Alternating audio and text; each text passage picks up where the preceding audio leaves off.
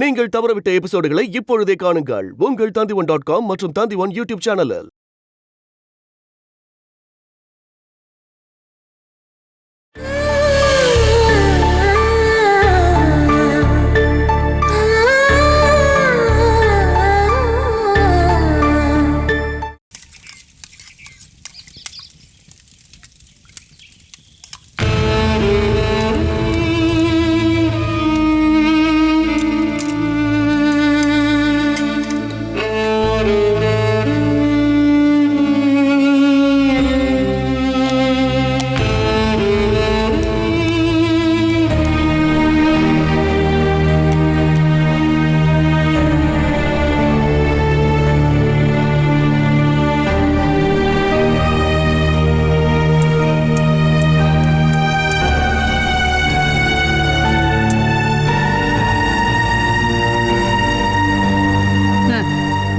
இங்க இருந்து கஷ்டப்பட்டு கஞ்சி குடிச்சிட்டு இருக்க. இப்பெல்லாம் நாய் கூட கஞ்சி குடிக்கிறது இல்ல.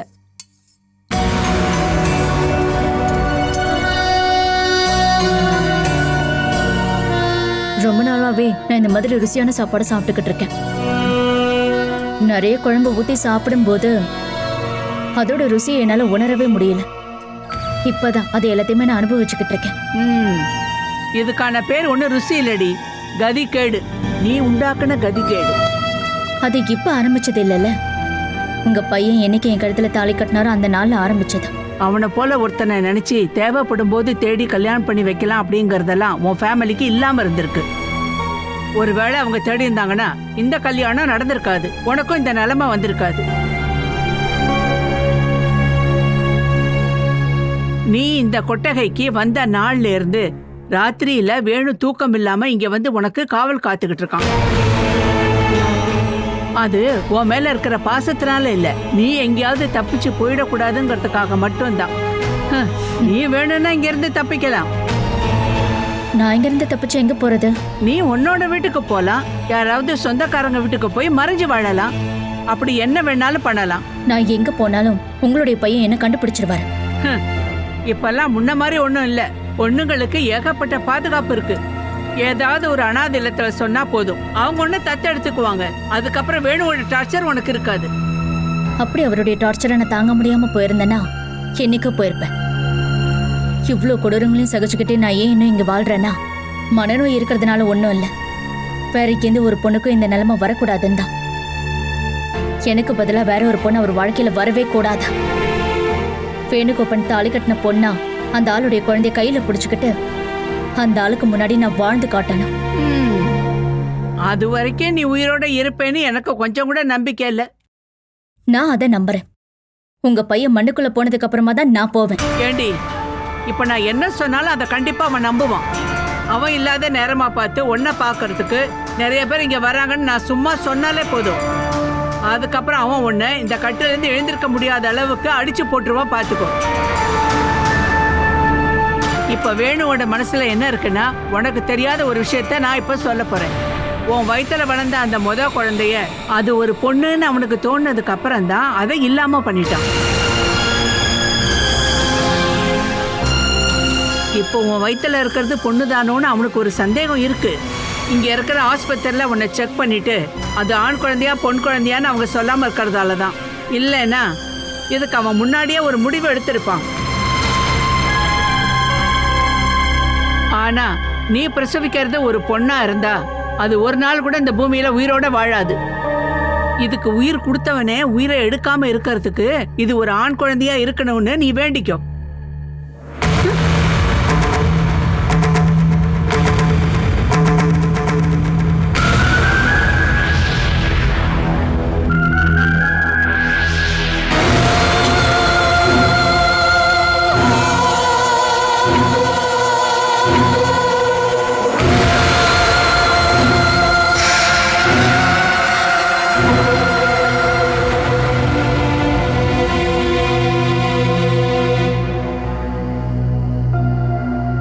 இந்த நேரத்துல தான் பிரீத்திக்கு தேவையான எல்லாத்தையுமே நாங்க பார்த்து செய்யணும்.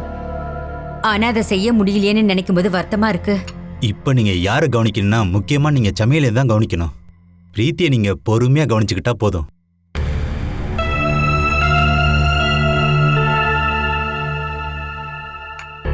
என் அண்ணனுக்கு ஆதரவா நான் கொஞ்ச நாளைக்கு இங்க இருக்கணும்னு நினைச்சிட்டு இருந்தேன். அங்க அம்மா மட்டும் தனியா இருக்காங்க. இதுக்கப்புறம் இங்க இருக்குன்னு சொன்னால் நான் சம்மதிக்க மாட்டேன். அங்க நீ அமைதியான சூழ்நிலையில வாழ்ந்துட்டு இருக்க. ஆனா இங்க இருந்தினா நீ எப்பவுமே டென்ஷனா தான் இருப்ப. பிறக்க போற குழந்தைய அது ரொம்பவே பாதிக்கும். அம்மாவோட சந்தோஷத்தை குழந்தைங்க அனுபவிக்கிறாங்க. இங்க இருந்து அந்த சந்தோஷத்தை நீ தொலைச்சிக்காத. போயிட்டு வா.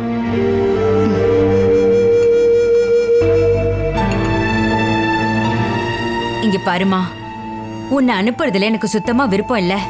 நீ ஏமா கவலைப்பட்டுட்டு இருக்க? எனக்கு அங்க ஒரு குறையும் வராம தான் அவரும் அம்மாவும் பாத்துக்கறாங்க. இருந்தாலும் நான் சொல்ல வர்றது அது இல்லம்மா. நீ எதுக்கும் கவலைப்படாதம்மா. உனக்கு ஏதாவது தேவைன்னும் போது உன்னை வந்து பார்க்க கூட முடியாதுன்னு நினைக்கும் போதுதான். இப்போதைக்கு வீட்டு வேலைக்கும் சமையலையை பார்த்துக்கிறதுக்கும் ஒரு ஆளை வைக்கலான்னு நான் தான் சொல்லியிருந்தேன்ல. அது யாராவது ஒரு ஆள் இருந்தா போதாது. வீட்லயே தங்கி வேலை செய்யணும். அப்புறம் சமையலையும் அங்க நல்லா பத்திரமா பாத்துக்கணும். அப்படி ஒரு ஆளை நான் ஏற்பாடு பண்ணி தரேன். சரி, நான் கிளம்பட்டுமா? சரி சரி.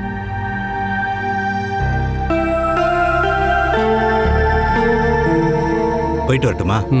ஏதாவது தேவைப்படுச்சுன்னா எனக்கு கால் பண்ணுங்க. எப்பவுமே நான் உங்க கூட இருப்பேன்.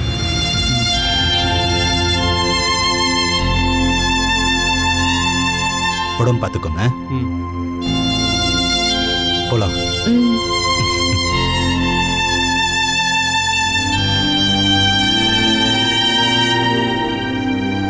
அப்பா, உங்க கௌரவத்தை நீங்க கம்மி பண்ணணும். என்னுடைய கௌரவம் எல்லாம் எப்பவோ தொலைஞ்சு போச்சுமா. நான் பாரம்பரியம் அப்புறம் அந்தஸ்தை ஒன்றும் சொல்லல. சூரஜ் அண்ணக்கிட்டயும் சம்மிலிக்கிட்டயும் கொஞ்சம் பாசமா நடந்துக்கிட்டா போதும்பா. நான் இப்படிதாம்மா. நீங்களே முடிவெடுக்காம கொஞ்சம் மாத்துறதுக்கு முயற்சி பண்ணுங்க. அதோ மாப்பிள்ள கிளம்பிட்டாரு, நீ கிளம்பு. சூரஜ் அண்ணா, நான் போயிட்டு வரேன். உடம்ப பாத்துக்க.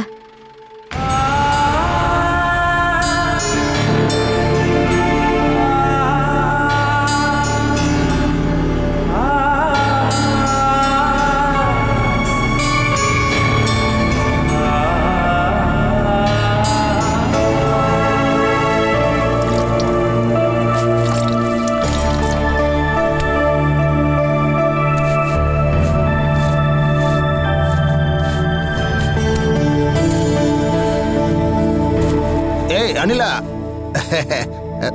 ஐயோ ஏண்டி ரொம்ப நாளா இப்படி தொடச்சுக்கிட்டே இருக்கியே, இன்னும் கிளீன் ஆகவே இல்லையா? என்னால இவ்வளவுதான் கிளீன் பண்ண முடியும். நான் ஒரு ஆள் நினைச்சா மட்டும் இந்த வீடு கிளீனா இருக்காது. எல்லாரும் சேர்ந்து பார்க்கணும். அந்த எல்லாரும் என்ன பண்றாங்கன்னு நான் கேள்வி கேக்குறேன். என் தம்பி ஒரு மகாராணிய கல்யாணம் பண்ணி கூட்டு வந்திருக்கான்ல, அவ இந்த வேலையில செய்ய மாட்டாளா?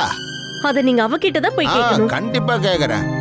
அவளோட அபிப்பிராயத்தை கேட்டதுக்கு அப்புறம் நீ இங்க வேலை பார்த்தா போதும். ஹலோ ஹலோ, கதவு திறக்கிறீங்களா? வரட்டு, இப்பவே நான் பிரச்சனையை முடிச்சிடறேன். பாரு, நீங்க 2 பேரும் ரூமுக்குள்ளதான் இருந்தீங்களா? வாங்க வாங்க. எதுக்காக கூப்பிட்டீங்க? நீ இப்படி வந்து நில்ல, அப்படி இங்க வந்து நில்ல. இது என்னோட ஒய்ஃப், அதாவது இந்த வீட்டோட மூத்த மருமக. இவ வந்த நாள் இருந்து ஆரம்பிச்ச வேலை தான். ஏய், நீ அந்த பக்கெட்டையும் மாப்பையும் இவகிட்ட கூடு. அது எல்லாத்தையும் அண்ணி பார்த்துப்பாங்க. நீ சொல்றது செய்ய வேணா வேலைக்காரியா? இனிமே இந்த வேலை எல்லாத்தையும் பொண்டாட்டி தான் செய்யணும். ஆஷா வேலை இதெல்லாம் செய்ய முடியாது. ஓ, சொன்ன மாதிரியே இவளோட வீட்டுல கோடிக்கணக்கான ரூபாயை கொட்டி வச்சிருக்காங்க போல இருக்கு. டேய், அதை எதிர்பார்த்து நீ வேணா இவளை தலையில தூக்கி வச்சு ஆடலாம். இவ சொல்ற மாதிரி எல்லாம் இவனுக்கு எதுவுமே கிடைக்க போறது கிடையாது. அத நீங்க தான் முடிவெடுக்கணுமா என்ன? ஐயோ, அப்படின்னா நீ போய் கொண்டு வா. அத நான் சரியான நேரத்துக்கு கொண்டு வருவேன். அந்த நேரம் எப்ப வரும்னு நான் உன்னை கேக்குறேன். டேய், என்னடா விஷயம்? அத்தை, நான் இங்க தொடச்சிட்டு இருந்தேன். அப்ப நீ சொல்ல வேண்டாம், நீ சொல்லு. என் பொண்டாட்டி ஒன்றும் இங்க அடிமையா இல்ல. இவளும் இனிமே வேலையெல்லாம் பார்க்கணும். இல்லைன்னா இவ அப்பா சொத்துல இருந்து பாதி ஷேரை வாங்கிட்டு வந்தே ஆகணும். அவளோட ஷேரை வாங்கி நீ என்ன பண்ண போற? அது அது கிடைக்குமாங்கிற சந்தேகம் எனக்குள்ள இருந்துட்டே இருக்குது. உனக்கு என்ன திடீர்னு ஒரு சந்தேகம்? இவ கொண்டு வர்றேன்னு சொல்லிட்டு இருக்காளே தவிர இது வரைக்கும் எதுவுமே கொண்டு வரல. அத்தையும் என் வீட்டுக்காரும் கேட்காதப்போ நீங்க மட்டும் எதுக்கு கேக்குறீங்க? நீ தள்ளுடா, நான் கேக்குறேன். ஓ கேளு. உன்னோட அப்பாவும் அம்மாவும் மனப்பூர்வமா முழு சொத்தையும் உன் பேர்ல எழுதி வைப்பாங்கன்னு சொன்னதுனால தான் நான் இது வரைக்கும் எதுவும் கேட்காம இருந்தேன். இத சாக்கா வச்சு எந்த சண்டையும் வேண்டாம். ஆஷாக்கு வர வேண்டிய சொத்து கண்டிப்பா நமக்கு வந்துரும். எப்ப கிடைக்கும்? அது அத சொல்லு. இவளோட ஷேர் வந்து சேர்றதா இருந்தா அது எப்ப வந்து சேரும்? இங்க பாரு, எல்லாத்துக்கும் ஒரு முடிவை நம்ம எடுத்து ஆகணும் இல்லையா? சொல்லு சொல்லு சொல்லு சொல்லு. இத பாரு, இனிமேலும் அதுக்காக காத்துட்டு இருக்க முடியாது. எப்ப கிடைக்கும்னு நீ சொல்லு.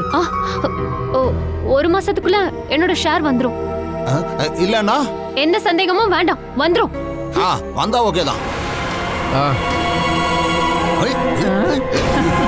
போயிட்டா. இத ஒரு மாசத்துக்கு முன்னாடி கேட்டிருந்தா இதுக்கு ஒரு முடிவு கிடைச்சிருக்கும்மா. ஏண்டா, நானே கேட்கணும்னு தான் நினைச்சேன். நீ இப்ப ஆரம்பிச்சு வச்சது ரொம்ப நல்லதா போச்சு. இப்போ உனக்கு நல்லா புரிஞ்சிருச்சுல? உன் மனசுல நீ என்ன நினைக்கிறியோ அதைத்தானே நான் பேசுறேன். நம்ம 2 பேரோட யோசனையும் ஒரே மாதிரி இருக்குல்ல செல்லக்குட்டி? ஆமா. கொஞ்சம் சரக்கு அடிச்சதுனால ரொம்பவே பசி எடுக்குது. நீ சாப்பிட்றதுக்கு ஏதாவது எடுத்து வை. இதெல்லாம் அம்மா பாத்துக்கோ. நீ போ. முதல்ல நீ நட.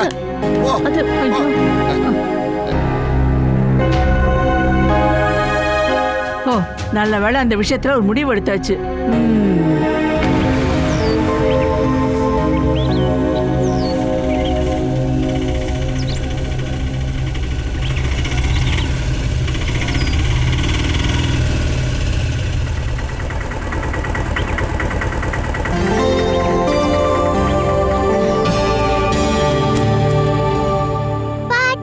எவ்வளவு ஆச்சு? வாமா.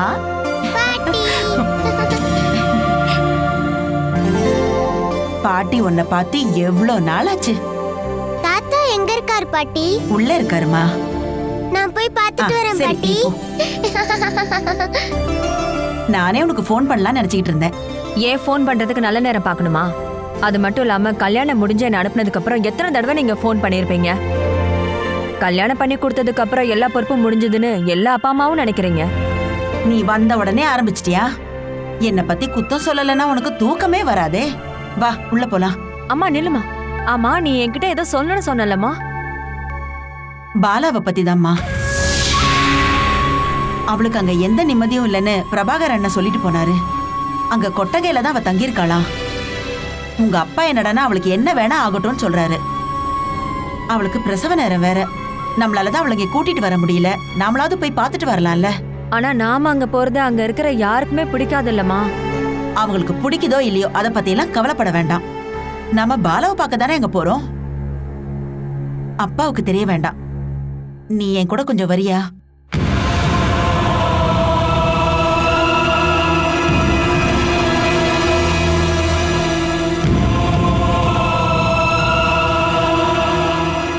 நீ என்ன யோசிச்சுட்டு இருக்க?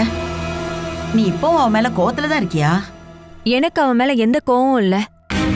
அவ வாடகை வீட்டுல தங்கி இருக்கும் போது நான் போய் பார்க்க போனேன்ல, அவ அதை இன்னும் மறக்கலன்னு நினைக்கிறேன். நீங்க அங்க போகும்போது வாங்கி கட்டிக்கிட்டீங்கல்ல. என்ன இருந்தாலும் அவ என்னோட பொண்ணு தானே. உங்க பொண்ணு என்னோட தங்கச்சிதாம்மா. ஆனா அந்த நினைப்பும் அவளுக்கு இருக்கணும்ல. நீ இத பத்தி பேசாதம்மா, வேற ஏதாவது பேசு.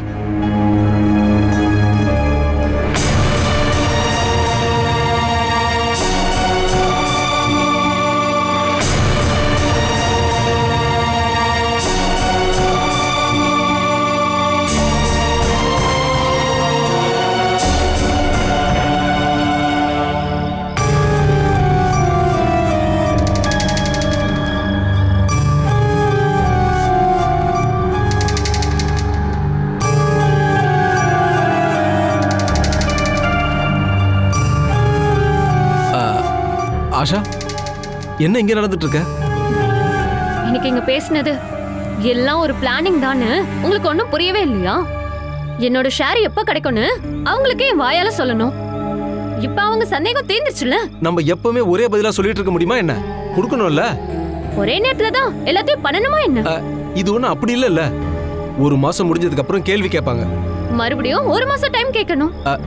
அது ஒன்றும் நடக்கிற காரியம் இல்ல ஆஷா. அப்ப நடக்கிற வேலையை நீங்களே சொல்லுங்க. நீ உன்னோட வீட்டுக்கு போய் உன்னோட ஷேரை கேட்கணும். நானா? என்ன கேட்டுக்கு வெளியே பார்த்தாருனா நாய் அவுத்து விட்டுருவாரு. அடுத்து நான் வீட்டுக்குள்ள போனா என்ன கழுத்தை நெரிச்சு கொன்னுடுவாரு. இப்படி பயந்துனா என்ன பண்றது? நீங்க ஒரு ஆம்பளை தானே. என் புருஷன்ற முறையில நீங்க போய் ஷேரை கேளுங்க. கேட்கலாம். ஆனா சொந்த பொண்ணையே கழுத்தை நெரிச்சு கொல்லணும்னு நினைக்கிற ஒரு ஆளுகிட்ட நான் போய் ஷேர் கேட்கறது நல்லாவா இருக்கும்? வேற என்ன வழினா சட்டப்படி தான் போகணும். ஆனா அதுல ஒரு பிரச்சனை இருக்கு. நமக்கு கொஞ்சமா கொடுத்து நம்மள ஒதுக்கி வச்சிருவாரு. ஐயோ அது வேணாம். நம்ம கோவப்பட்டு ஏதாவது பண்ணி கோடிக்கணக்கான சொத்தை எதுக்கு வேணான்னு சொல்லணும்? அப்ப இதுக்கான ஒரு வழியை நீங்களே சொல்லுங்களேன். இங்க இருக்கவங்க என்ன எதிர்பார்க்கறாங்கன்னா உன்னோட ஷேர் எத்தனை கோடி கிடைக்கும்னு.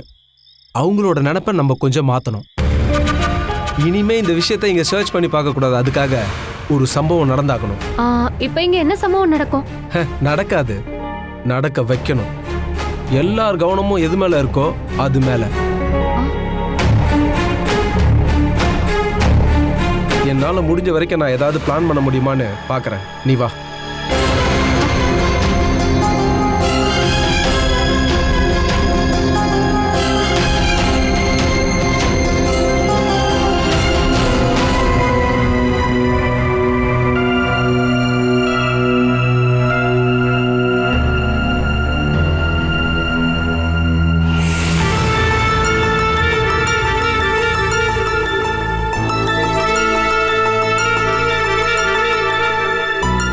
இங்க பாருமா, சாப்பாடு எடுத்து வச்சிருக்கேன். யாருக்கு? எல்லாருக்கும் தாம்மா. உனக்கு என்ன வேணும்னு சொன்னா நான் இங்க கொண்டு வருவேன். இல்லைன்னா நீ அங்க வந்து சாப்பிடுறியா? எனக்கு என்ன ஸ்பெஷலா? இந்த வீட்ல எனக்கு மட்டும் என்ன ஸ்பெஷல்னு கேக்குறேன். நீ கர்ப்பமா இருக்கல்ல, உனக்கு எந்த பிரச்சனையும் வந்துடக்கூடாதுன்னு தான். பிரச்சனை வரக்கூடாது.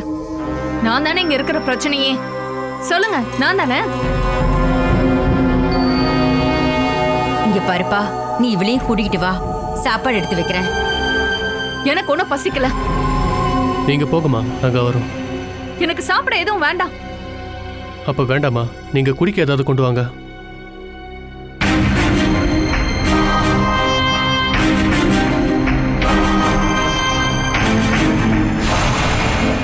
எல்லாத்தையும் மறந்து மன்னிச்சு நாம திரும்பவும் இந்த இடத்துக்கு வந்திருக்கோம். இங்க இருக்கிறவங்களுக்காக நாம கொஞ்சம் அட்ஜஸ்ட் பண்ணி தான் ஆகணும். காரணம், நாம 2 பேருக்கும் யார் உதவியும் இல்லாம எதுவும் பண்ண முடியாது. அந்த ஆக்சிடென்ட் எப்படி நடந்தது? நீங்க வேணும்னே பண்ண ஆக்சிடென்ட் தானே அது? சமேலி, எனக்கு உண்மை தெரியணும். என் ஆதியை கொல்றதுக்கு நீங்க பிளான் பண்ண ஆக்சிடென்ட் தானே அது? என்ன நம்பு சமேலி, நானும் அப்போ உன் கூட தானே இருந்தேன். நானும் பார்த்தேன். அதனாலதான் இப்ப கேக்குறேன், அந்த ஆக்சிடென்ட்ல உங்களுக்கு மட்டும் எதுவுமே நடக்கல. இது எல்லாமே என்ன நம்ப வைக்கிறதுக்கான ஏற்பாடு தானே? என்னையும் என் பையனையும் கொண்டுட்டு அவ கூட வாழணும் தானே நினைச்சீங்க? நீ யாரை பத்தி இப்ப சொல்லிட்டு இருக்க? அவதான் மீரா, உங்களோட புது சொந்தம். சொல்லுங்க, யாருக்காக நீங்க அந்த ஆக்சிடென்ட்ட பண்ணீங்க? என்ன அந்த அளவுக்கு கொடூரமானவனா நீ நினைக்கிறியா? இத்தனை நாளா நீங்க ஒரு அப்பாவியா என்கிட்ட நடிச்சிட்டு இருந்தீங்க.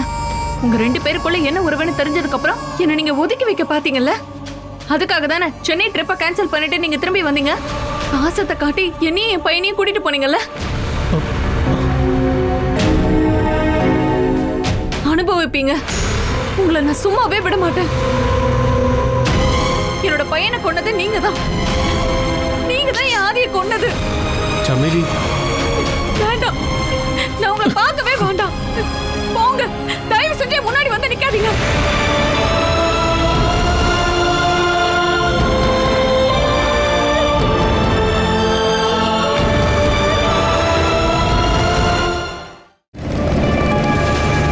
ச்சே, உள்ள தண்ணியே இல்லையே.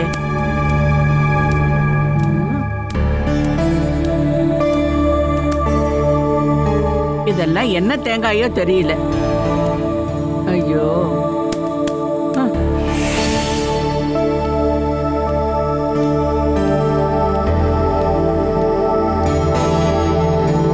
நீ எர்ணாகுளத்துக்கு போய் மேனேஜரை பாத்தியா? மேனேஜர் இல்ல, கம்பெனியோட மேனேஜிங் பார்ட்னர். நல்ல சம்பளம் கிடைக்கிற வேலை தானே அது? பேசிக் சேலரி 15,000. 15,000மா? அதை வச்சு உன் செலவு கூட உன்னால பாத்துக்க முடியாதே. ஆனா நான் அவங்களுக்கு ஆர்டர் எடுத்து கொடுத்தேன்னா அதுல இருந்து 5% எனக்கு கமிஷன் கொடுப்பாங்க. ஹார்ட் ஒர்க் பண்ணா சீசன்ல 50,000 வரைக்கும் கிடைக்கும். வேலைக்கு போனா இதுதான் பிரச்சனையே, ஹார்ட் ஒர்க் பண்ணி தான் ஆகணும். பணம் சம்பாதிக்கணும்னா வெளியே போய் நல்லா கஷ்டப்படணும். இல்லைன்னா உன்ன மாதிரி வாரத்துக்கு ஒரு தடவை யாரை நம்ப வைக்கிறதுக்கு நீ வேலைக்கு போய் மீதி இருக்கிற எல்லா நாளையும் தூங்கி கழிக்கிற உனக்கு தரித்திரம் மட்டும்தான் இருக்கும். ஓ, ஜோனல் ஆஃபீஸ் இங்க செங்கல்பட்டுல தான். ஆஹா, அது ரொம்ப ரொம்ப நல்லது. கம்பெனிக்கும் உனக்கு ஒரு ஆள் ஆயிடுச்சுல்ல. ஏய், அதான்ப்பா, கம்பெனியில் வேலைக்கு சேர்ந்தா நீ சரக்கு அடிக்க முடியாதுல்ல. இந்த மாதிரி தேவையில்லாத ரூல்ஸ் போடுற கம்பெனியில் தான் உனக்கு வேலை கிடைக்கணுமா? இனிமே கொஞ்ச நாளைக்கு நல்லா வேலை பார்க்கணும். ஒரு வேலை கிடைச்சா மட்டும் உன் வாழ்க்கை நல்லா போகாதுப்பா. அதுக்கு முதல்ல பண்ண வேண்டியது உன்னோட வாழ்க்கையில அபசுகனமா இருக்கிற அவளை அடிச்சு துரத்தணும். அவளை துரத்தி விடுறதுக்காக ஒன்றும் நான் கல்யாணம் பண்ணி இங்க கூட்டிட்டு வரல. இனிமே நீ இந்த மாதிரி பேசிட்டு இருந்தனா அப்புறம் என் சுபாவம் மாறிடும். அம்மா, இங்க பாருமா, தேவையில்லாம பேசாத. வயசானதுக்கு அப்புறமா நீ கட்டில போய் படுத்தீங்கன்னா உன்னை பாக்குறதுக்கு ஆளே இருக்காது. நாளைக்கு மங்களூர் வரைக்கும் போகணும். ஹெட் ஆஃபீஸில் ஜாயின் பண்ணிட்டு அங்கே ஒரு 2-3 நாளைக்கு ட்ரைனிங் எடுத்ததுக்கு அப்புறம் தான் திரும்ப வர முடியும். எனக்கு ஒரு 2 செட் ட்ரெஸ்ஸை தேய்ச்சி வைங்க. நீ போய் உன் பொண்டாட்டி கிட்ட சொல்லுடா. இங்க பாரு, அவகிட்ட சொல்ல வேண்டிய விஷயத்த நான் அவகிட்ட சொல்லிக்கிறேன். இப்போ இதை நீ தான் பண்ணணும். இங்க பாருமா, அடுத்த மாசத்துல இருந்து இவ ஒரு 10-15,000 ரூபாய் சம்பாதிக்க ஆரம்பிப்பான். கொஞ்சம் பொறுமையா இருந்தா உனக்குதாமா நல்லது. டேய், என் கை வலிக்குதுடா. நீ அனிலா கிட்ட சொல்லி கொஞ்சம் தேய்க்க சொல்லுடா. நல்லா இருக்கு. அவளுக்கு எனக்கு வேலை செய்யவே நேரம் சரியா இருக்கு. அவ ஒழுங்கா அயன் பண்ணி வைக்கலன்னு வெயி, வேணும் அவளை திட்டுவான். நீ என்ன அவ மேல கோவப்படவும் மாட்டான், திட்டவும் மாட்டான். செஞ்சு கொடு போமா. இவன் நல்லா வச்சு எப்படிதான் சமாளிக்க போறனோ தெரியல. எதுக்குமே உதவாத ஒரு மடையன்.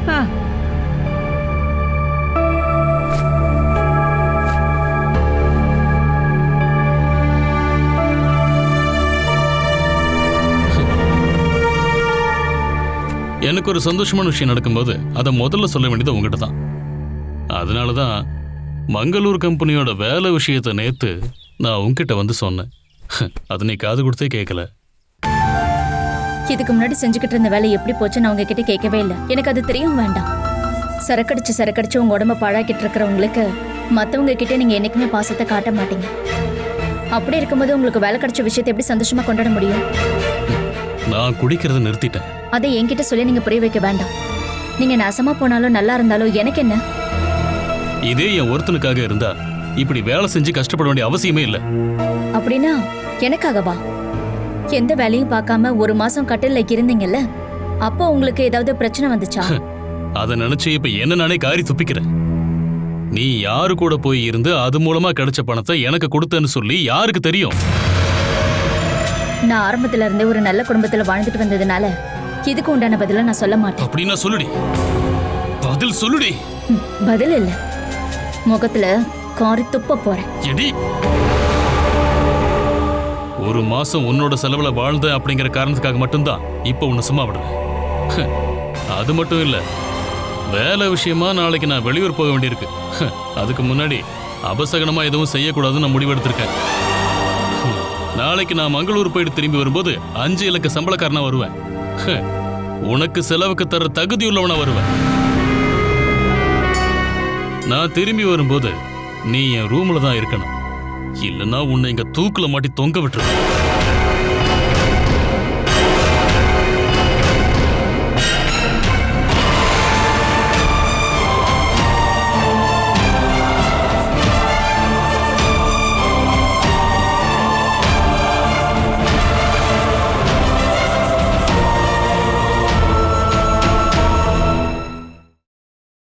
Catch us on TV, Tandivan.com, Facebook and YouTube.